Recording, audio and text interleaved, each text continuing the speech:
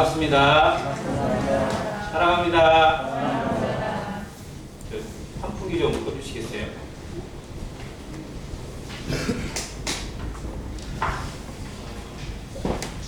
(12월) 첫째 주가 또 되었습니다. 이제 한 달도 안 남은 2020년인데 참 여러 일들이 참 많이 일어납니다. 가면 갈수록 더 거세지고 있는 코로나에 온 세계가 신음하고 있고, 그나마 청정 방역국이었던 대한민국도 참 만만치 않은 상황 가운데 직면해 있습니다. 우리 교회 주보의 기도 제목에 1번에 기도 제목이 국가와 위정자를 위해서 하는 기도 제목이 담겨 있는데 그동안 많이 소홀하지 않았나 생각이 듭니다. 아무튼 이번 한 주간 만약 2.5단계로 격상이 되면 교회의 모든 예배를 비대면으로 전환을 해야 하는 법이 그렇습니다. 그래서 이것도 또 하나의 시험이 될 수 있기 때문에 또 기도가 필요한 상황이 되었습니다. 잘 잡힐 수 있도록, 그리고 최대한 조심하고 어려움 없도록 기도해 주시기를 부탁을 드리면서 오늘 다니엘서 4장 말씀을 보겠습니다. 구약성경 다니엘서 4장입니다.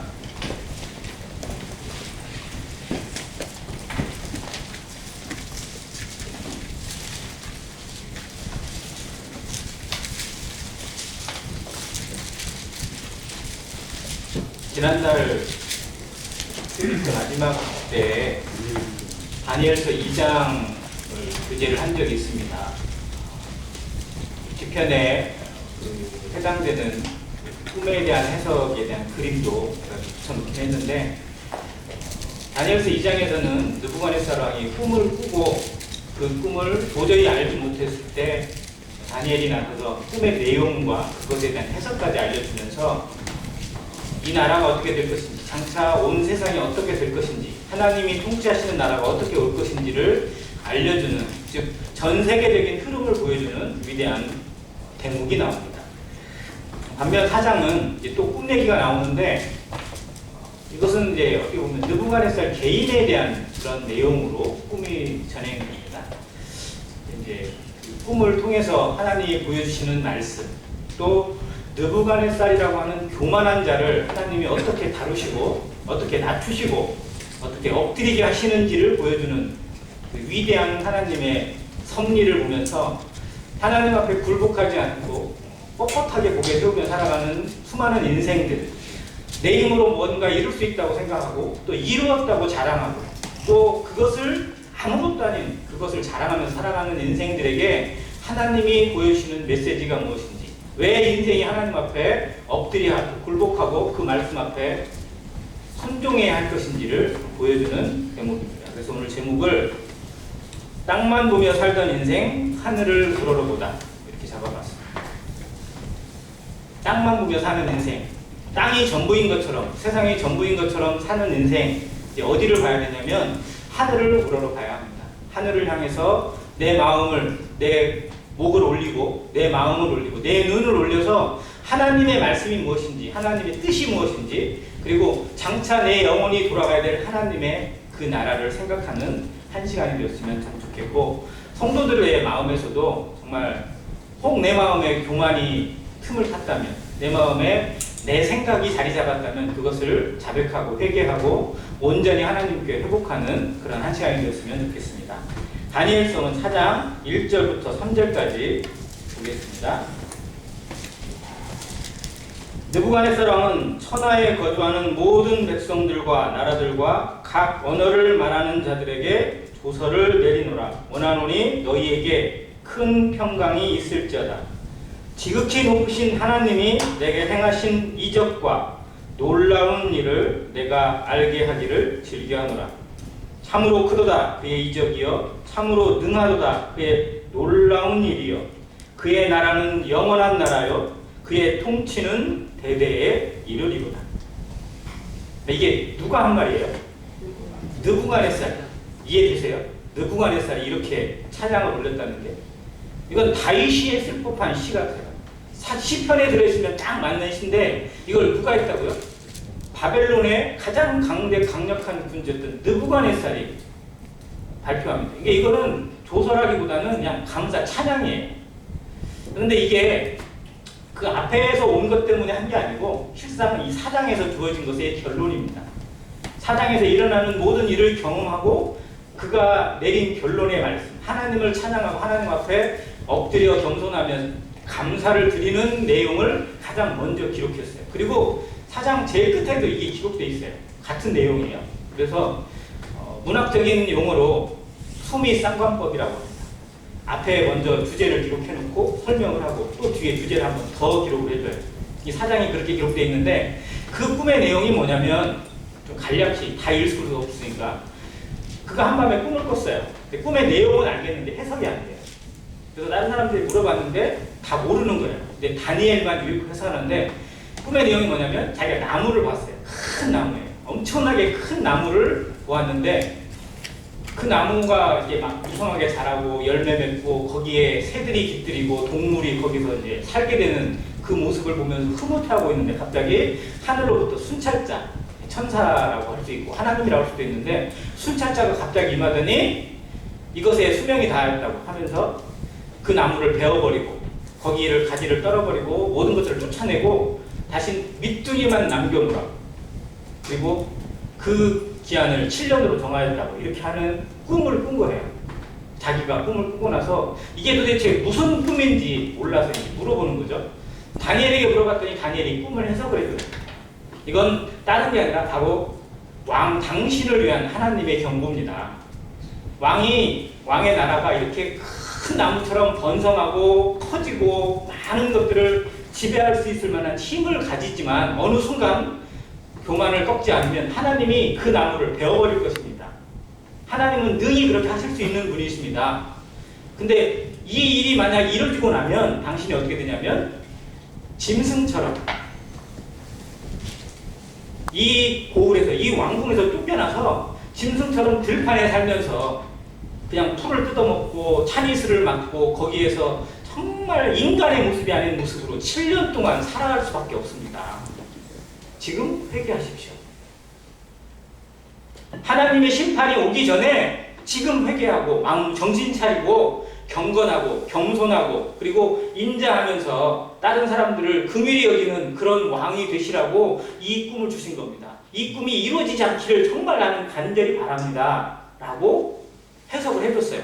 그런데 이 느부갓네살이 회개했을까요? 안 했을까요? 안 했으니까 이게 기록됐겠죠. 그냥 정말 그냥 그 꿈의 해석대로 그냥 회개했다면 이 꿈이 이루어지지 않은 거죠. 그런데 정말로 그대로 기회를 줬는데도 회개하지 않았어요.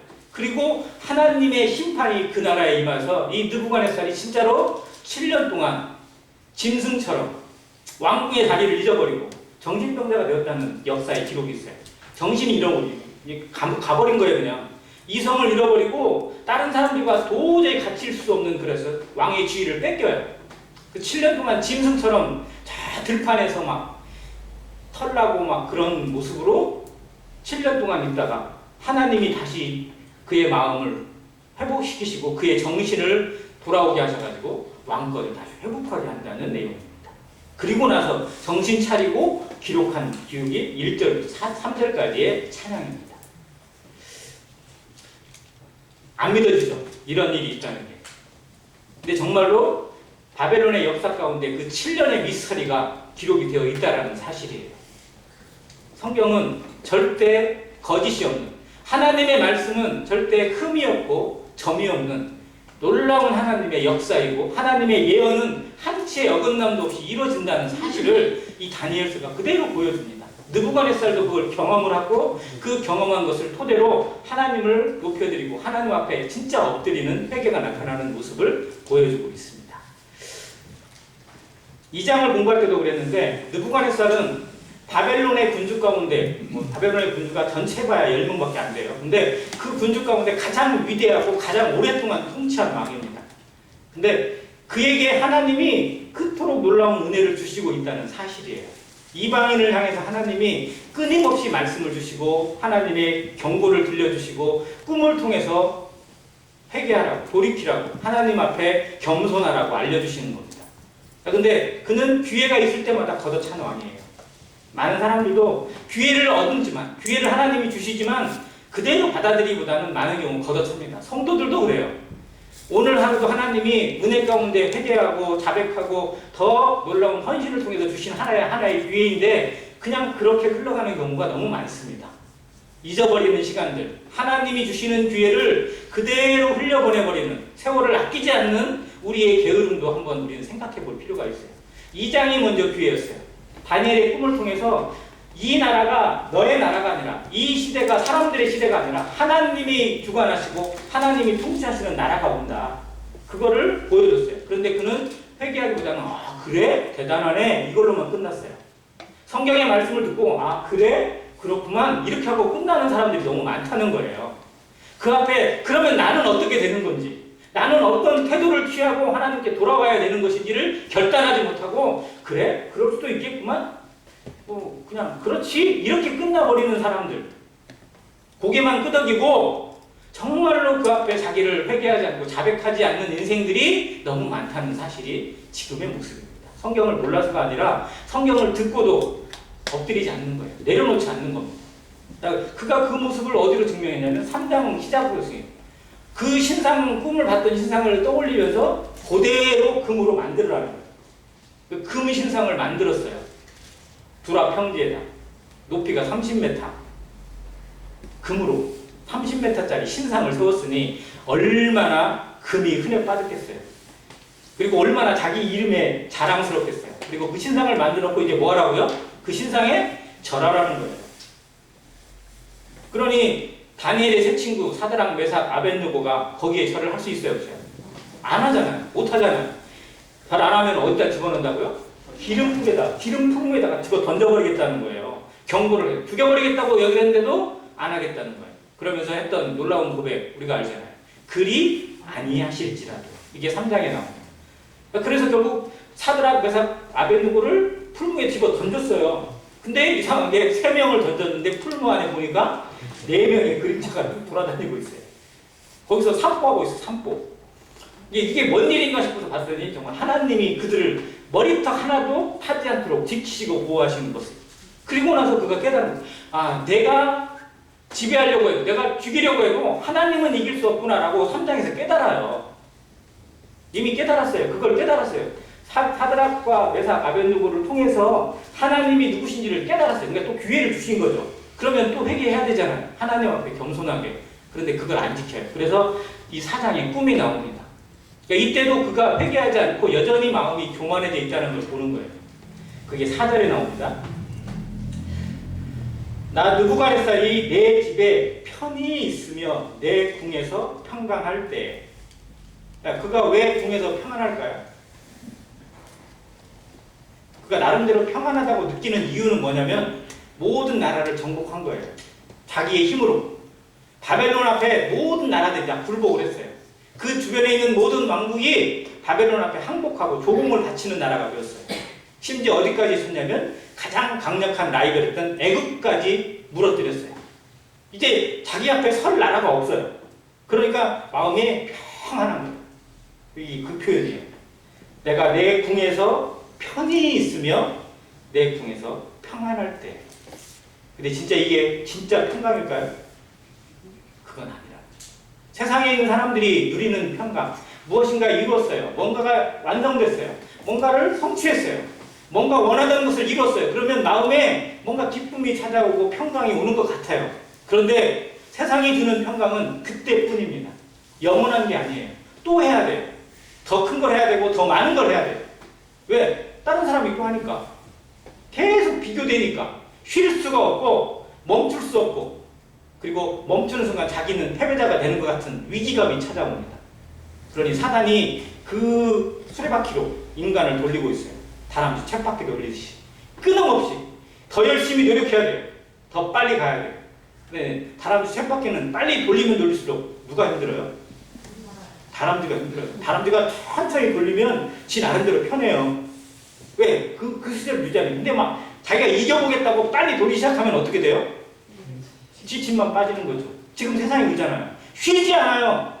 그렇게 빨라지고 그렇게 정보통신이나 이런 것들이 최첨단을 갖고 있는데 인간의 세계는 더욱더 정신이 없어요. 어디로 가고 있는지 그 끝이 무엇인지를 생각할 겨를이 없어요. 정말 비참하지 않은가요?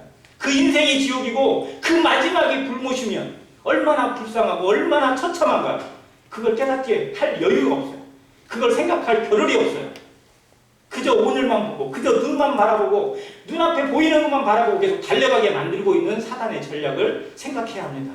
그래서 눈을 들어 하나님을 바라보고 하나님의 말씀을 듣고 내 인생은 어떻게 되는 것인지 내 영혼은 어떻게 되는 것인지 정말 이 세상은 이대로 가는 것인지 끝이 있다면 어떻게 될 것인지 죽음 뒤에는 무엇이 있는지 한 번쯤은 고민해야 되잖아요. 한 번쯤은 생각해야 되잖아요. 그리고 그 앞에 하나님의 말씀 앞에 엎드려야 합니다. 이게 인생의 본분이에요. 존귀에 처하나 깨닫지 못하는 자는 멸망하는 짐승과 같다고 경고하셨습니다. 자, 이 느부갓네살이 그렇게 마음 편하고 있을 때 한 꿈을 꾸는 거예요. 이제 하나님이 주신 경고를 보는 겁니다. 그 꿈을 꾸고 나서 이가 어떻게 됐어요? 5절 바로 끝에 나와요. 머릿속으로 받은 환상으로 말미암아 어떻게 되었다고요? 번민하였어요. 즉 자기가 평강하고 자기가 이제 됐다고 생각했던 모든 것이 꿈 하나 때문에 그냥 다 깨져버린 거예요. 하나님이 주시는 말씀, 하나님이 허락하시는 것이 아니면 인간이 누리는 것들은 그냥 하루아침에 이 꽃이 지금 화려하고 정말 대단하지만 또 몇 주 못 가면요 그냥 시들어요. 그냥 꽃의 영광하고 똑같은 거예요. 그래서 솔로몬의 영광이 이 들꽃보다도 못하다고 했던 말씀도 생각해야 되고 사람이 가지고 있는 모든 영광이 들의 꽃과 같다고 했습니다. 바람이 불고 시간이 지나면 그냥 시들어버리는 것들이에요. 인생이 그렇게 돌아가는 거 얼마나 헛되고 헛된지를 생각하고 하나님 앞에 내 마음, 내 인생을 다시 찾아야 합니다. 그것이 우리에게 이 땅을 살게 하시고 오늘 하루를 허락하신 하나님의 뜻입니다. 자, 그거를 해석하지 못하니까 이제 다니엘을 부른 거예요. 다니엘에게 부릅니다. 그가 꾼 꿈을 잠깐만 얘기해 줄게요. 10절 내가 침상에서 나의 머릿속으로 받은 환상이 이러하니라. 내가 본즉 땅의 중앙에 한 나무가 있는 것을 보았는데 높이가 높더니 그 나무가 자라서 견고하여지고 그 높이는 하늘에 닿았으니 그 모양이 땅 끝에서도 보이겠고 그 잎사귀는 아름답고 그 열매는 많아서 만민의 먹을 것이 될 만하고 들짐승이 그 그늘에 있으며 공중에 나는 새는 그 가지에 깃들이고 육체를 가진 모든 것이 거기에서 먹을 것을 얻더라. 얼마나 큰 나무예요. 얼마나 대단합니까? 누구도 쓰러질 수 없고 누구도 흔들 수 없는 같은 그런 나무예요. 세계에서 혹시 제일 큰 나무가 어디 있는지 아세요? 저는 그런 거 잘 찾거든요. 근데 우리나라에서 제일 큰 나무는 용문사, 경기도에 있는 용문사 입구에 가보면 은행나무 있어요. 1000년 됐다고 합니다. 1000년. 마이태자가 그 태자직을 버리고 산으로 들어가기 전에 지팡이 꽂은 것이 그 나무라고 얘기하는 전서도 있는데 아무튼 은행나무예요. 근데 1000년 이상 된 나무입니다. 그게 우리나라에서 지금 현재로서는 제일 오래된, 제일 굵은 나무로 알려져 있거든요. 근데 전 세계에서 제일 높은 나무는 따로 있어요. 근데 제일 큰 나무는 미국에 있는 캘리포니아의 세퀘이아 국립공원에 있는 제네럴 셔먼트리라는 나무가 있는데요. 찾아보세요. 높이는 약 한 90m 정도 돼요. 근데 이 굵기가 둘레가 31m가 넘어요. 둘레가 31m면 어느 정도인지 짐작하세요? 그러니까 이 지름의 길이가 여기서 예배당 끝까지 더 가는 거예요. 이 예배당은 전체 정도 되는 굵기 정도의 나무예요. 밑에 빗동이. 그 정도 나무가 있어요. 이 나무의 굵기를 한번 생각해 보면 지금 이 꿈이 예상이 되는 거예요. 그 정도의 나무를 본 거예요. 하나님이 보여줬어요. 근데 자기가 그런 나무로 생각하면 얼마나 든든해요. 누가 쓰러뜨릴 수 있어요, 그걸? 근데 그 나무 쓰러뜨릴 수 있는 분은 누구예요? 하나님이세요. 미국에 유명한 나무가 있는데 나무가 하도 커가지고 길을 막았어요. 그 나무가. 거기에 도로를 내려고 나무를 대장이 그렇고 그러니까 그 나무에 구멍을 넣어가지고 터널을 뚫었어요. 그리고 그 터널 사이로 도로 차가 2대가 다녀요. 미국에 그런 나무가 있어요. 얼마나 크면 터널을 냈는데 그 그 사이로 차 2대가 양쪽으로 지나갈 정도예요. 그런 나무가 있는데 이 나무가 번개를 맞았거든요. 지금 쓰러졌어요. 지금 쓰러져 있어요. 그 귀에서 치웠어요. 지금. 그런 하나님의 어떤 주권을 생각해야 합니다. 인생이 자기의 세력으로, 자기의 힘으로 모든 것을 키울 수 있고 넓게 만들 수 있고 어마어마한 힘을 가질 수 있다고 자랑할지 모르지만 하나님이 치시면 한순간입니다. 이 나무도 실제로 하나님이 아직 안 치셨을 뿐이지 치신다면, 경고로 치신다면 어떻게 될지 모르는 거죠. 자, 그 꿈을 꿨어요. 이렇게 자랑했는데 갑자기 13절에 내가 침상에서 머릿속으로 받은 환상 가운데 또 본즉 한 순찰자, 한 거룩한 자가 하늘에서 내려왔는데 그가 소리질러 이처럼 이르시기를 그 나무를 베고 그 가지를 자르고 그 잎사귀를 떨고 그 열매를 해치고 짐승들을 그 아래서 떠나게 하고 새들을 그 가지에서 쫓아내라. 여기에 6가지의 무서운 심판이 나와요. 하나님이 이 세상에 인생에게 주시는 심판의 모습인데요. 첫 번째, 그 나무를 베라는 겁니다. 베어버리라는 겁니다. 그리고 가지를 자르고 잎사귀를 떨어버리고 열매를 해치고 짐승들을 쫓아내고 새들을 쫓아내버리는 겁니다. 모든 것이 남아나지 않게 모든 것을 다 흩어버리시는 하나님의 심판을 의미합니다. 하나님의 심판이 이 땅에 임하면요 남는 게 없어요. 실상 지금은 하나님이 은혜로 지금은 은혜 받을 만한 때요 구원의 날이라서 하나님이 이 심판을 참고 계시지만 하나님이 참지 않으시면 노아의 홍수 때 쓰러져 버리신 것과 비교 안 될 만큼 이 세상은 무서운 심판 가운데 불심판 가운데 다 타버리게 됩니다. 남아나지 않아요. 모든 체질이 불과 함께 사라질 거라고 베드로서에 경고했습니다. 그 날이 가까움을 볼수록 정말 우리는 어떻게 할 것인지 믿지 않는 자들은 정말 그 하나님의 심판 앞에 남아날 수 없어요. 정말 살아날 수 있고 배견할 수 있는 인생이 아무도 없다는 것을 깨달아야 합니다. 지금은 우리가 든든한 것 같고 지금은 세상이 버티고 있는 것 같고 세상에 있는 나라들이 정말 강한 것 같지만 하나님이 흩으시면 아무것도 안 돼요. 그 계산을 했어요. 저 우주에서 날아다니는 소행성들 중에 한 5만 톤 정도 되는 소행성들이 정말 많아요. 이건 작은 거예요. 근데 그 소행성이 바다의 태평양의 한가운데 떨어지게 되면 어떤 일이 일어나는지 아세요? 소행성이 태평양 한가운데 뚝 떨어지게 되면요 태평양에 있는 섬들이 있죠. 하와이부터 시작해서 뭐 피지섬 무슨 섬들이 있잖아요. 이 섬들은 그냥 다 잠깁니다. 태평양의 높이가 약 100m가 올라간대요. 해일이 100m 정도의 해일이 미국 캘리포니아를 덮치고 필리핀을 덮쳐요. 그리고 일본까지도 덮칠 거라고 예상이 됩니다. 우리나라까지도 실제 영향을 미칠 수밖에 없어요. 그게 그 5만 톤밖에 안 되는 그 소행성의 위력이에요. 그러나 하나님이 내리시는 심판이 어느 정도가 될지는 누구도 장담할 수가 없다는 겁니다. 이 나무를 베어버리라 했을 때 그냥 베어지는 거예요. 쓰러지는 겁니다. 하나님의 심판이 오기 전에 그 무서운 그리스도의 예수의 날이 오기 전에 정말 회개하고 우리의 심령을 바로잡고 성도들도 정신 차리고 하나님 앞에 내 인생을 점검하고 회복하는 회개하는 그런 시간이 되어야만 합니다. 아직도 은혜를 주셔서 오늘이라는 시간을 통해서 하나님을 만날 수 있고 하나님의 말씀을 더듬어서라도 찾을 수 있는 기회를 주신 것을 감사하면서 회개하시길 바랍니다. 자백하시길. 내가 하나님 앞에 어떤 삶, 어떤 인생인지 정말 그리스도의 은혜가 아니면 살 수 없는 나 같은 인생을 하나님이 살리신 이유를 다시 찾고 구원의 은혜를 맛보고 성도들도 정말 하나님과 누리는 아름다운 동행의 시간을 다시 회복하시기를 간절히 바랍니다. 자, 이 말씀을 주시고 나서 꿈을 해석 못하니까 다니엘이 부른 거예요. 자, 그 선사가 순찰자가 그 놀라운 말씀을 합니다. 17절에 이는 순찰자들의 명령대로요 거룩한 자들의 말대로이니 지극히 높으신 이가 사람의 나라를 다스리시며 자기의 뜻대로 그것을 누구에게든지 주시며 또 지극히 천한 자를 그 위에 세우시는 줄을 사람들이 알게 하려 함이라 하였느니라. 이 말씀이 무슨 뜻이냐면요, 느부갓네살 당신이 이 나라를 이렇게 강력하게 만든 것 같고 어마어마한 힘을 가진 것처럼 착각할지 모르지만 하나님이 주신 거다. 당신 같은 사람을 하나님이 세우셔서 누구를 지배하고 누구를 침략해서 이기고 이 왕국을, 이 제국을 건설할 수 있도록 하나님이 허락하신 것이지 당신의 능력이 아니다라는 걸 깨달으라는 겁니다. 회개하지 않고 자고하고 교만한 가운데 계속 머물러 있으면 꺾으시겠다는 거예요. 교만한 자를 하나님이 대적하셔서 치십니다. 그거를 보여주는 거예요. 자, 다니엘이 이게 해석을 합니다. 22절이에요.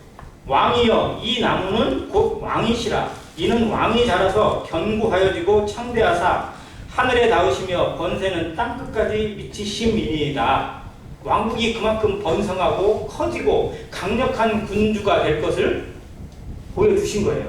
근데 그것은 하나님께 겸손하라고 하는 의미로 주신 은혜이지 당신 자랑하라고, 당신 힘이라고 떠벌리라고 주신 게 아니라는 겁니다. 우리에게 은혜를 주셨나요? 우리에게 무엇인가를 하나님이 베푸신 것이 있나요? 그것은 하나님의 공의를 드러내고 하나님의 복음을 드러내라고 하나님이 허락하신 것이지 나를 자랑하라고, 나를 내세우라고 주신 것이 결코 아니라는 것을 깨달으라는 겁니다. 어떤 인생이든지 이 겸손을 배우지 못하면 정말 무서운 심판이 기다리고 있음을 생각해야 합니다. 자, 24절. 왕이여, 이 해석은 이러하니이다. 곧 지극히 높으신 이가 명령하신 것이 내 주 왕에게 미칠 것이라. 왕이 사람에게서 쫓겨나서 들짐승과 함께 살며 소처럼 풀을 먹으며 하늘 이슬에 젖을 것이요 이와 같이 7대를 지낼 것이라. 그때 지극히 높으신 이가 사람의 나라를 다스리시며 자기의 뜻대로 그것을 누구에게든지 주시는 줄을 아시리이다. 또 그들이 그 나무 뿌리에 그루터기를 남겨두라 하셨은즉 하나님이 다스리시는 줄을 왕이 깨달은 후에야 왕의 나라가 견고하리이다. 그리고 27절은 다니엘이 당부하는 거예요. 그런즉 왕이여, 내가 아뢰는 것을 받으시고 공의를 행함으로 죄를 사하고 가난한 자를 긍휼히 여김으로 죄악을 사하소서. 그리하시면 왕의 평안함이 혹시 장구하리이다 하니라.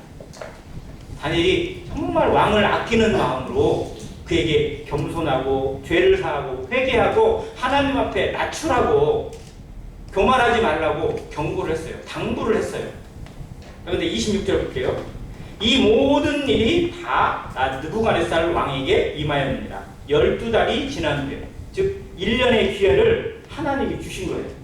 근데 그동안에 회개했을까 안 했을까요? 꿈을 꾸고 해석을 들었는데 회개했어 안 했어요? 안 했어요. 사람은요 정말 미련한 것이 닥치기 전까지는 엎드리지 않아요. 닥치기 전까지는 조심하지 않아요. 애들한테 뜨거운 거 만지고 있고 뭐 막 불 만지고 있으면 엄마들이 뭐라고 해요? 너 그거 대니까 절대 만지지 말라고 아무리 얘기를 해도 들어요 안 들어요? 안 들어요. 뜨거운 맛을 봐야 돼. 꼭 인생이 그래요. 이 느부갓네살이 지금 그 모양이에요. 그렇게 해석을 해주고 그렇게 경고를 했으면 정신 차려야지. 전에도 경험했잖아요. 꿈에도 경험했고 신상을 통해서 다니엘의 새침을 통해서 경험을 했잖아요. 그대로 하나님이 주실 것을 알아야죠. 그런데 회개하지 않아요. 닥치기 전까지. 왜? 나라가 평화하니까. 자기 힘이 많으니까. 12달이 지난 후에 내가 바벨론 왕궁 지붕에서 거닐세. 자, 여기가 그 유명한 공중정원입니다. 바벨론의 공중정원. 세계 7대 불가사의 중에 하나예요. 공중에다 정원을 지었어요. 2층, 3층에다. 그때 당시에 건축에서 이해가 안 되는 거예요. 정원은 땅에 있어야 되잖아요. 근데 바벨론 왕궁을 2층, 3층에도 정원을 그대로 꾸미고 큰 나무들을 심어가지고 꾸몄대요. 전설로 남아있어요. 지금은 기록이 없고 실체도 없어요. 몰라요. 근데 전설의 기록에 남아져 있어요. 그래서 이게 공중정원으로 알려져 있어요. 거기를 누가 건설했냐면 이 느부갓네살이 건설했어요. 공중정원. 그리고 나 왕이 말하여 이르되 이 큰 바벨론은 누가? 내가 능력과 권세로 건설하여 나의 도성으로 삼고 이것으로 내 위엄의 영광을 나타낸 것이 아니냐라고 자랑했어요. 느부갓네살 정말 대단한 왕이에요. 역사적으로 어마어마한 건축물들을 지었어요. 꼭 큰 나라가 되고 제국을 되면 꼭 뭘 짓더라고요. 뭘 세워요. 자기의 이름을 나타내기 위해서. 그잖아요. 우리나라에 시장만 돼도, 어느 지역의 시장만 돼도 꼭 뭘 지어요? 뭘 하나 세워야 돼요. 무슨. 그래서 뭘 지어요. 꼭. 그냥 보면 어떤 대통령은 되고 나니까 뭔 하지 말라는 막 강을 다 연결시켜가지고 뭘 만들고 뭘 꼭 지어야만 돼요. 이 인생이에요, 이게. 꼭 사람은요, 자기의 이름으로 뭔가를 세우고 싶어 해요. 자, 그래서 이 느부갓네살이 세운 것 중에 유명한 게 뭐냐면 지구라트라는 건축물을 세웠어요. 이 지구라트가 뭐냐면 바벨탑이에요. 자, 옛날 여기는 지금 바벨론 제국은 후기 바벨론이에요. 초기 바벨론은 그 창세기 노아 시대 이후에 나와 있는 니무롯이 세운 왕국이 바벨론이거든요.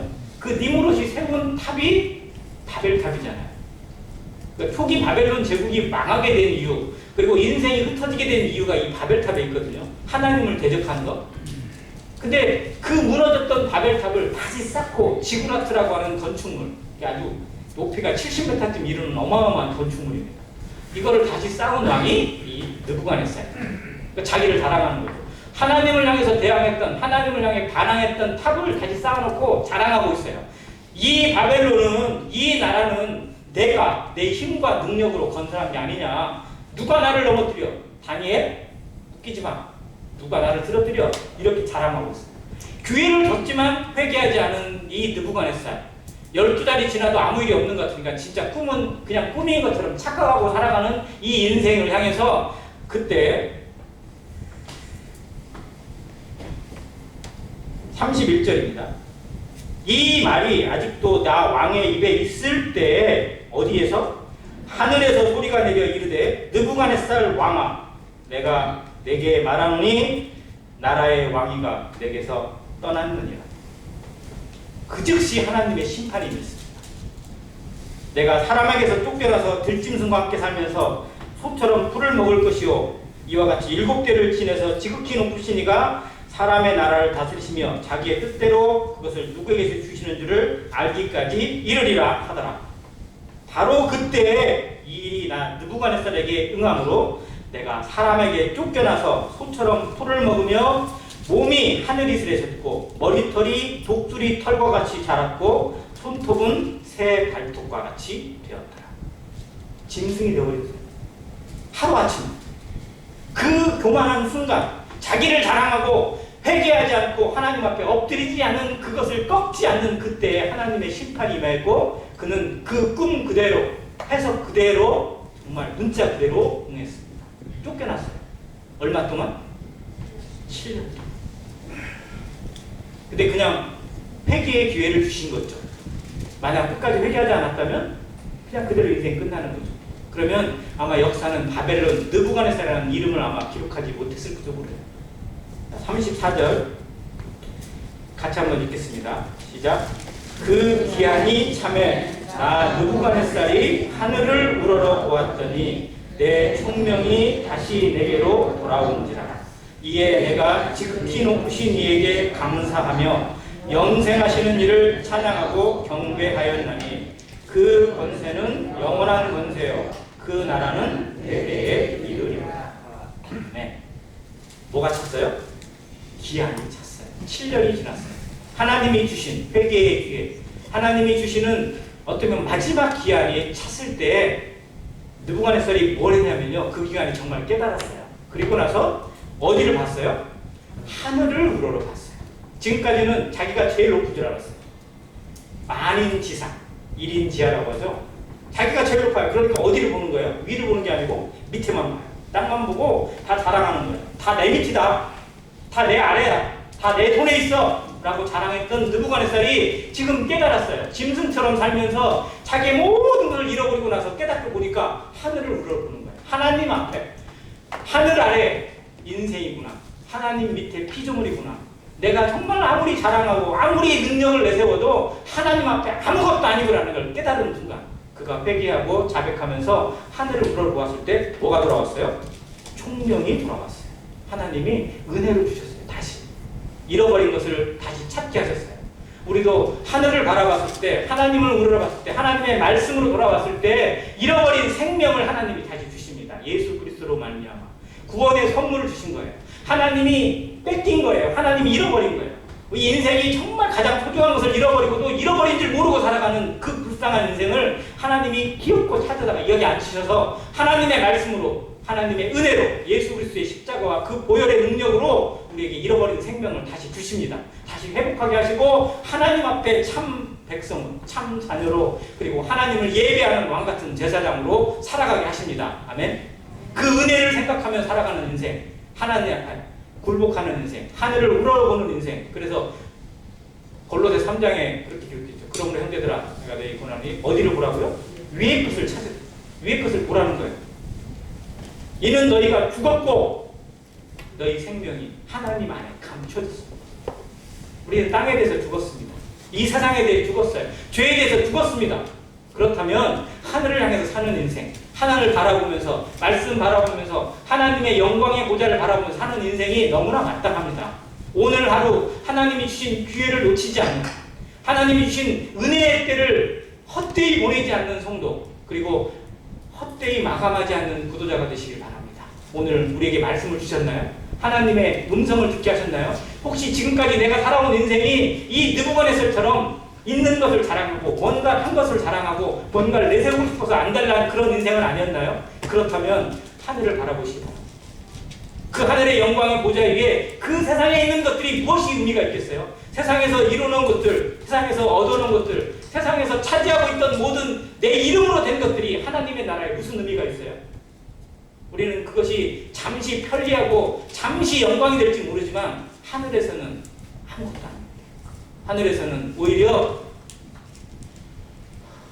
성도를 향해서 기도한 그 기도 하나가 더 값지고, 성도를 불쌍히 여겨서 돕는 구제 하나가 더 값지고, 교회를 위해서, 불신자를 위해서, 구도자를 위해서, 그리고 일꾼들과 선교사를 위해서 헌신한 한 푼의 가치가 더욱더 잃어버리지 않는 영광의 보물이 될 것입니다.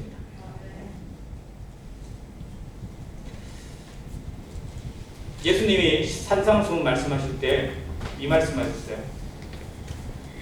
너희 보물을 어디에 쌓아두라고요? 하늘에 쌓아. 근데 그 보물을 하늘에 쌓아둘 때 누구를 위해서 쌓아두라고 기록하셨어요? 하나님을 위해서, 너희를 위해서. 너희를 위해서 쌓아두라. 하나님이 뭔가 부족하신 분이 아니에요. 하나님은 차고도 넘치십니다. 우리에게 못 주셔서 안달이에요. 근데 주시고 싶은데도 안 받겠다는 거예요. 이 땅에 있는 미련한 성도들이. 우리도 안 그런가요?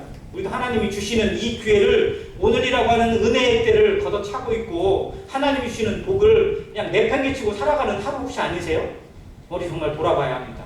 하나님이 내게 은혜를 주셔서 오늘 하루를 살게 하시고 이 때를 여전히 마감치 않고 코로나 와중에서도 하나님을 섬길 수 있는 기회, 성도들을 섬길 수 있는 기회, 선교사와 일꾼들을 섬길 수 있는 기회를 주셨다면 내가 가진 것들이 어떻게 쓰임받을 것인지, 내게 주신 건강과 재물과 이 능력이, 이 은사가 어떻게 활용돼야 할 것이 마땅한 것인지 우린 고민해야 합니다.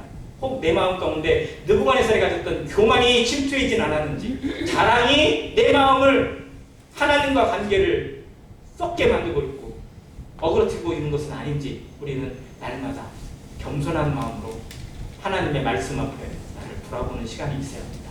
그것이 마음을 새롭게 하는 것입니다. 마음을 새롭게 함으로 변화를 받을 때에 하나님의 뜻이 분별되었습니다. 하나님의 뜻을 알고자 하십니까? 하나님이 오늘 하루를 왜 이 세상에 허락하셨는지, 오늘 하루 안회교회가 존재하는 이유가 무엇인지 하나님의 뜻이 우리 가운데 온전히 세워지는 그런 성도, 그런 교회가 되기를 간절히 원합니다. 느부갓네살이 꾼 꿈을 꾸고 나서, 그걸 깨닫고 나서 이 감사를 드립니다. 정말 이거는 다윗이 드린 감사하고 너무나 똑같아요. 하나님이 이방인을 향해서, 그리고 이방 군주의 대표자인 느부갓네살을 향해서 이 은혜를 베푸신 것은 나와 같은 자, 우리 같은 자에게 은혜를 더하셔서 예수 그리스도의 은혜로 구원받게 하시는 것을 보여주는 그림자라고 저는 믿습니다. 자, 37절. 그러므로 지금 나 느부갓네살은 하늘의 왕을 찬양하며 칭송하며 경배하노니 그의 일이 다 진실하고 그의 행하심이 의로우심으로 교만하게 행하는 자를 그가 능히 낮추십니다. 누구에 대한 얘기예요? 자기에 대한 얘기예요. 내가 얼마나 교만했는지를 비로소 깨달은 거예요. 우리 삶에서도 정말 어쩌면 우리의 기도, 우리의 자백과 우리의 회개는 결국은 나의 교만을 깨닫는 것에서 시작됩니다. 내가 얼마나 높아져 있는지, 내 마음이 얼마나 높아져 있는지, 그리스도의 십자가를 닮아가고 그리스도의 마음을 배운다고 하는 성도가 때로는 세상에서 얼마나 교만함을 품고 있고 얼마나 나를 높이고 싶은 마음, 얼마나 자기 자존심을 꺾지 않는 마음 가운데서 하나님을 복음을 회방하고 그리스도의 십자가를 회방하는 그러한 사람의 우리 가운데 낄 수 있다는 것을 보여줍니다. 우리에게도 항상 교만이 심을 탑니다. 그런데 어떤 분이가 했죠. 가만히 있어도 사람은 어떻게 된다고요? 교만해지고 죄를 범해요. 이건 자연의 법칙입니다. 왜? 죄의 원리가 그거예요. 죄의 뿌리가 교만이거든요. 그러니까 죄가 우리에게 틈을 타고 그 죄는 우리를 항상 교만하게 합니다. 자랑하고 싶고. 그래서 우리가 항상 이걸 씻어내지 않으면 사람 앞에서 나를 결코 낮출 수가 없어요. 누군가가 나를 조금만 건드려도 그냥 반드시 화가 나게 돼 있고, 성도가 나를 조금만 상하게 해도 그냥 도저히 참을 수가 없어요. 왜 그래요? 결국은 그 사람이 잘못한 것도 있지만 내 마음이 주님을 닮지 않았기 때문에. 주님처럼 기도하지 못해요. 아버지여 저들을 사하시옵소서. 자기 하는 것을 알지 못합니다. 그들을 향해서 침묵하고 그들을 향해서 기도하셨던 주님의 마음을 우리가 단 한순간도 온전히 배웠다면 우리는 내 자존심이 상하는 일보다는 오히려 그를 긍휼히 여기고 그를 불쌍히 여길 겁니다. 그런데 돌아보면 나도 계속 교만 가운데 빠져 있더라는 거예요. 그래서 이 말씀을 통해서 정말 교만한 자를 치시고 꺾으시는 하나님의 심판이 우리에게 하나님의 영광의 날에 임하기 전에 정말 자백하고 겸손한 마음으로 하나님을 배우고, 그리고 하나님의 그 은혜의 때에 이 영광의 날에 하나님을 찬양하고 예배하는 일에, 그리고 믿지 않는 자들에게 그리스도의 복음을 전하는 일에 나의 것이 조금이라도 쓰임받았어요. 나의 재물과 나의 건강과 나의 말과 나의 지식과 나의 은사가 단 한 번이라도 쓰임받을 수 있도록 기도하는 성도가 되시기를 간절히 바랍니다. 이상입니다.